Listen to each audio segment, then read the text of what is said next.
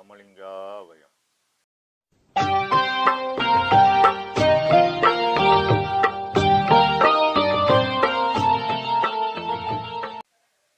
அருட்பெரும் ஜோதி அருட்பெரும் ஜோதி தனிப்பெரும் கருணை அருட்பெரும் ஜோதி எல்லா உயிர்களும் இன்புற்று வாழ்க, வள்ளல் மலரடி வாழ்க வாழ்க. திருச்சிற்றம்பலம். அருட்பெருஞ்சுதி ஆண்டவரின் திருவருளையும் அவரின் பரிபூரண அருளை பெற்ற சர்க்குரு சிதம்பர ராமலிங்க சுவாமிகளின் குருவருளையும் மனமொழிமையால் போற்றி பணிகின்றேன் தயவுடன். நாம் செய்த செயலின் நுழைவாக இன்ப துன்ப அனுபவங்கள் யாவும் வந்து கொண்டே உள்ளது. அப்படி வருகின்ற துன்பம் யாவும் பொறுத்து எல்லா உயிரும் இன்பமாக வாழ எண்ணி நாம் செயல்பட்டாலே நமக்கு ஆன்ம லாபம் கூடும்.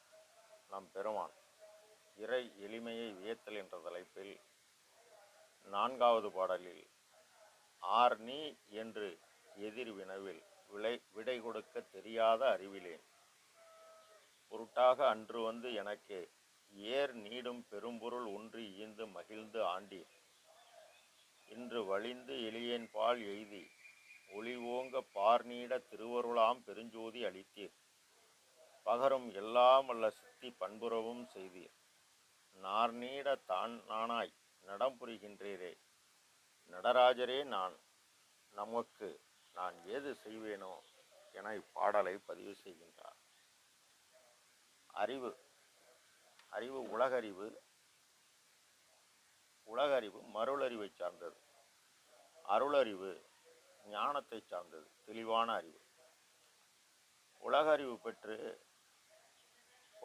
பெற்ற நம்மை பார்த்து, எப்பா நீ யார் என்றால், நான் வடலூரில் பார்வதிபுரத்தைச் சேர்ந்த ஏழுமலையான் மகன் மூர்த்தி, நான் இங்கு வசிக்கிறேன், இருப்பிடம் நம்முடைய முகவரி கூறுவோம். இந்த முகவரி அழியக்கூடிய முகவரி. இதை கடந்து உனக்கு அறப்பலன் இருந்தால் உனக்கு இயற்கையாகவே கருணை இருக்கும். அப்பதான் அருளறிவு காரியப்படும். இந்த கருணை வடிவுதான் கண். திருவள்ளுவர் கடவுளார் கண்ணிற்கு உண்டோ கண்ணிற்கு அணிகலன் கண்ணோட்டம், அது இல்லெனின் புண்ணியன உணரப்படும் என்பார். ஆக கண் பார்ப்பதால் அதில் ஆன்ம அறிவு உள்ளது. இந்த ஆன்மா இல்வாழ்க்கை தொடங்கும் போதே அன்பு பண்பாகவும் அரண் பயனாகவும் இருக்க வேண்டும். அவ்வாறு அன்பு என்பது தன்னோர் மட்டும் செலுத்தக்கூடியது.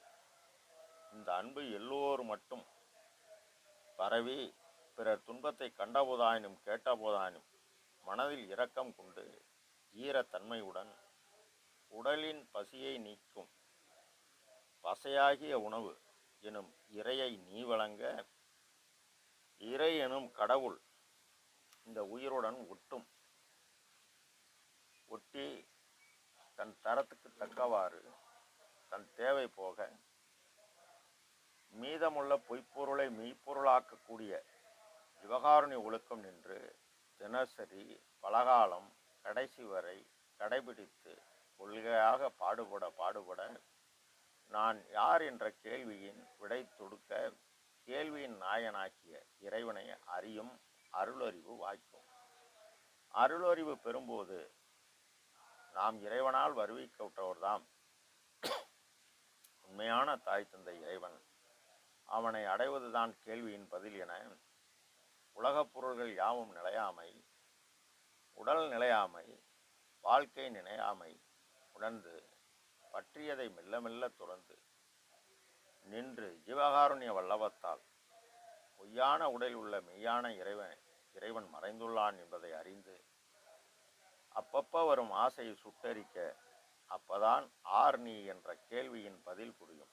இல்லைன்னா சாவுக்கு படும் பாடு சாப்பாடாகி 3 வேளை வெந்ததை தின்று விதி எனும் காற்றின் இயக்கம் அறியாது ஊரை கூட்டி ஒழுக்கி அழுது பெயரை நீக்கி பிணமென பெயர்த்தி கூற்றுவன் காட்டில் கொண்டு போய் புதைத்திட்டு அல்லது எரித்திட்டு நீரில் மூழ்கி உன் நினைவு இழந்துடுவார்கள்.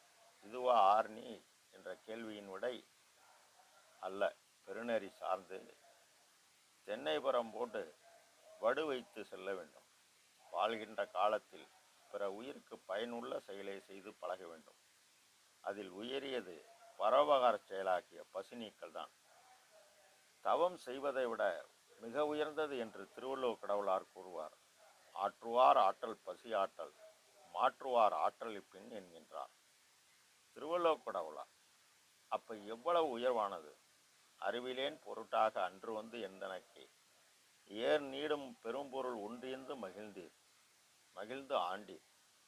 3747 பாடலில் பெட்டி இதில் உளவாத பெரும்பொருள் உண்டிது நீ என பெருக என இவருக்கு வழங்கியது.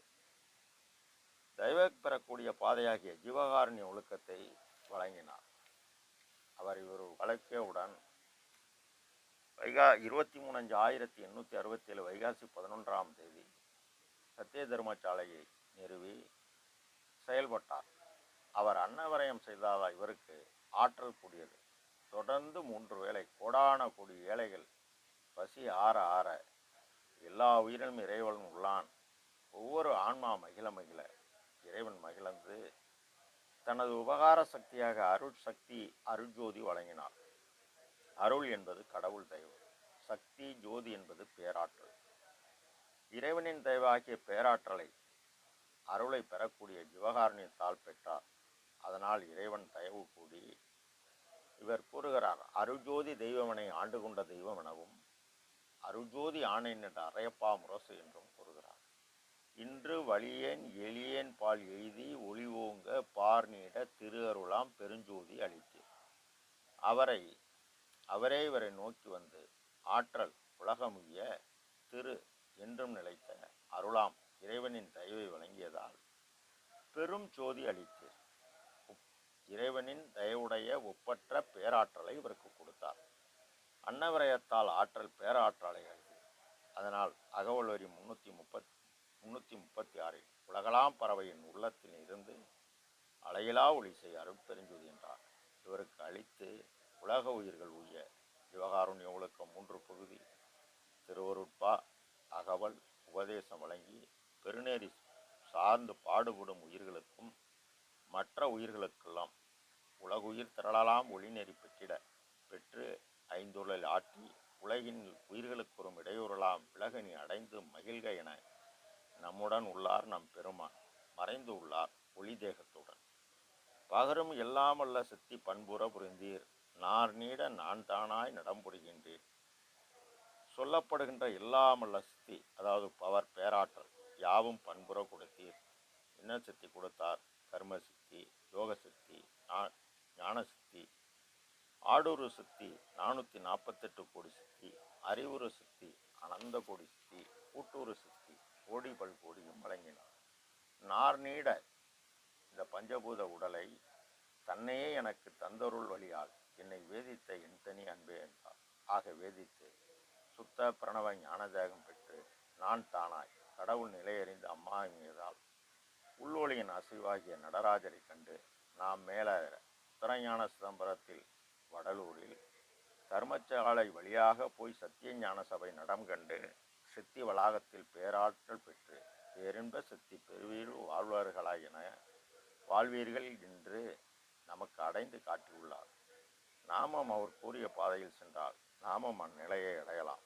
அருட்பெரும் ஜோதி அருட்பெரும் ஜோதி அணிப்பெரும் கருணை அருட்பெரும். எல்லா உயிர்களும் இன்புற்று வாழ்க. பொல்லாவிரதம் கோலையமலாமும் நல்லோர் நினைத்த நலம் பெறுக. எல்லோரும் வாழ்க. அருட்பிரகாச சர்க்குருநாதர் திருவடிகளே அபயம் அபயம் அபயம் அபயம் அபயம். திருச்சிற்றம்பலம்.